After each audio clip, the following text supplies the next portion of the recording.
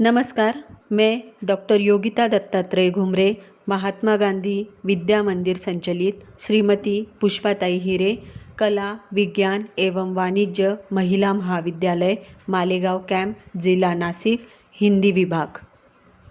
आज हम हिंदी साहित्य का इतिहास से सगुण भक्ति साहित्य में राम भक्ति शाखा की प्रवृत्तियाँ अथवा विशेषताओं का अध्ययन करेंगे। राम भक्ति शाखा की पार्श्वभूमि पर संक्षेप में दृष्टिक्षेप डालते हैं। भक्ति काल में देश की राजनीतिक, सामाजिक तथा धार्मिक दुर्दशा हो गई थी, जिससे हिंदू जनता को अपने ही धर्म पर विश्वास नहीं रह गया था। एक और मुसलमान शासकों द्वारा हिंदुओं के श्रद्धा स्थान उद्ध्वस्त हो रहे थे और दूसरी ओर निर्गुण कवि हिंदू धर्म के विविध देवताओं के अस्तित्व पर प्रश्न चिन्ह उपस्थित कर रहे थे। ऐसे समय सामान्य जनता के सामने ऐसा आदर्श उपस्थित करना आवश्यक था जो धर्म पर उनकी श्रद्धा को डगमगाने न दे। स्वामी रामानंद ने वाल्मीकि रामायण पर वर्णित राम को ईश्वर के रूप में प्रतिष्ठित किया। राम कथा के ओज एवं माधुर्य को जनमानस की भावभूमि पर अधिष्ठित करने का श्रेय सर्वथा भक्तिकालीन भक्त कवियों को ही प्राप्त होता है। इस प्रकार हम राम भक्ति शाखा की प्रवृत्तियाँ अथवा विशेषताओं को देखते हैं। राम भक्ति शाखा की पहली प्रवृत्ति अथवा विशेषता है राम का स्वरूप। राम भक्त कवियों के उपास्य देवता राम विष्णु के अवतार है और भक्त कवि मानव के रूप में उनका सेवक है।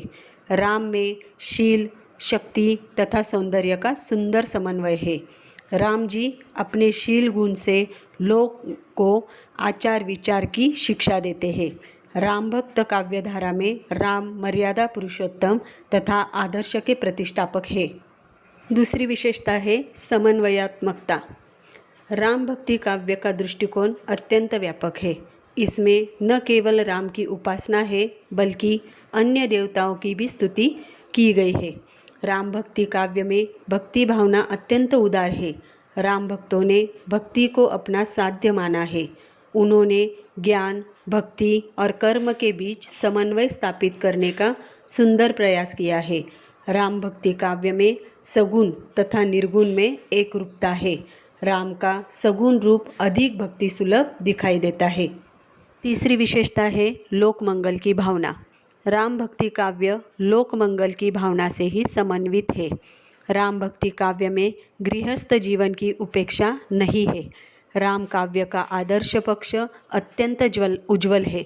राम आदर्श पुत्र और राजा के रूप में प्रतिष्ठित हुए हैं।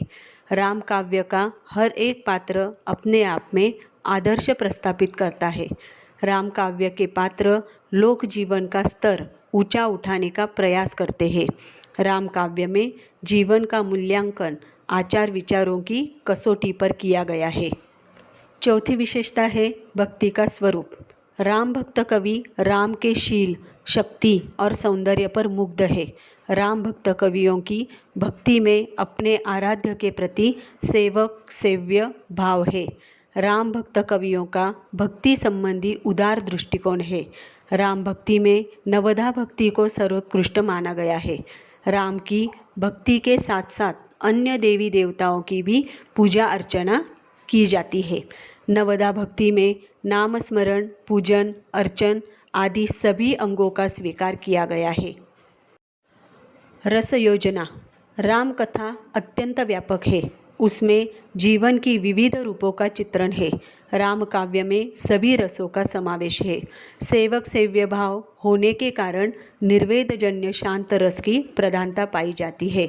राम मर्यादा पुरुषोत्तम है, इसलिए शायद श्रृंगार रस के संयोग और वियोग रस का सम्यक परिपाक न हो सका। तुलसीदास के रामचरितमानस में लगभग सभी रसों का सम्यक परिपाक हुआ है। पात्र तथा चरित्र चित्रण। राम कथा के सभी पात्र लोक मर्यादा और आदर्श की स्थापना करते हैं।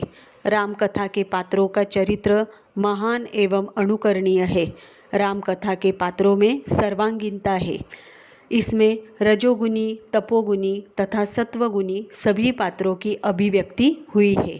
राम कथा के अंत में सत्य की असत्य पर विजय दिखाई गई है। तुलसी के काव्य में राम नाना रूप में लीला करते हुए भी पूर्ण ब्रह्म के रूप में चित्रित हुए हैं। राम काव्य की अगली प्रवृत्ति है काव्य शैली। राम काव्य अधिकतर प्रबंध शैली में लिखा गया है। एक विस्तृत कथा होने के कारण वह प्रबंध शैली में लिखी जाती है। रामचरितमानस प्रबंध शैली का उत्कृष्ट उदाहरण है। इसके अतिरिक्त मुक्तक, गीतात्मक, पत्रात्मक शैली में भी राम काव्य लिखे गए हैं। अनेक छंदों का प्रयोग भी राम काव्य में हुआ है, जैसे दोहा, चौपाई, छप्पय, कुंडलिया, सोरठा, सवैया, घनाक्षरी आदि। सभी अलंकार राम कथा में है, लेकिन उपमा और रूपक अलंकार का प्रयोग अधिक मात्रा में देखा गया है। राम काव्य की अंतिम प्रवृत्ति है भाषा। राम काव्य की भाषा अवधी रही है। तुलसीदास ने अवधी के साथ ब्रज का भी सुंदर प्रयोग किया है। राम काव्य की भाषा अलंकृत न होकर स्वाभाविक, सरस तथा भावव्यंजक रही है। इसीलिए राम काव्य की भाषा को जनमानस की भाषा कहा जाता है। राम काव्य में तुलसी का शब्द चयन पांडित्यपूर्ण रहा है।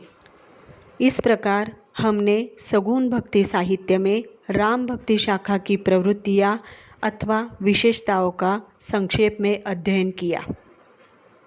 धन्यवाद।